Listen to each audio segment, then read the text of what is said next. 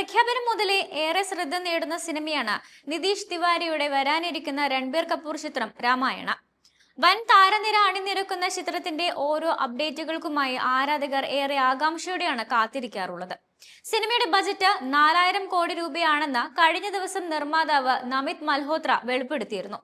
2 ഭാഗങ്ങളായുള്ള ബ്രഹ്മാണ്ഡ ചിത്രത്തിന് ഇത്രയും ചെലവ് വരുമെന്ന് ഒരു പോഡ്കാസ്റ്റ് അഭിമുഖത്തിലായിരുന്നു നിർമ്മാതാവ് അവകാശപ്പെട്ടത്.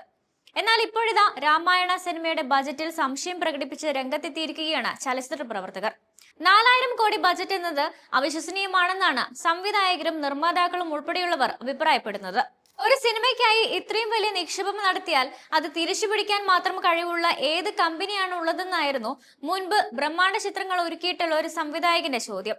4000 കോടിയോ, നിങ്ങളെന്താ തമാശ പറയുകയാണോ? അവിശ്വസനീയമാം വിധം പെരുപ്പിച്ചു കാട്ടിയ കണക്കാണിത്. കേട്ടിട്ട് ചിരി വരുന്നു. അല്പമെങ്കിലും ബോധമുള്ള ഒരു നിർമ്മാതാവോ അദ്ദേഹത്തിന്റെ നിക്ഷേപകരോ ഇത്രയും വലിയ തുകയ്ക്ക് റിസ്ക് എടുക്കില്ലെന്നും രാമായണം ആസ്പദമാക്കി ഒടുവിലിറങ്ങിയ ആദിപുരുഷന്റെ നിർമ്മാതാക്കളായ ടി സീരീസിന് അവരുടെ 650 കോടി നിക്ഷേപത്തിൽ 200 കോടിയുടെ നഷ്ടമുണ്ടായെന്നും സംവിധായകൻ പറഞ്ഞു.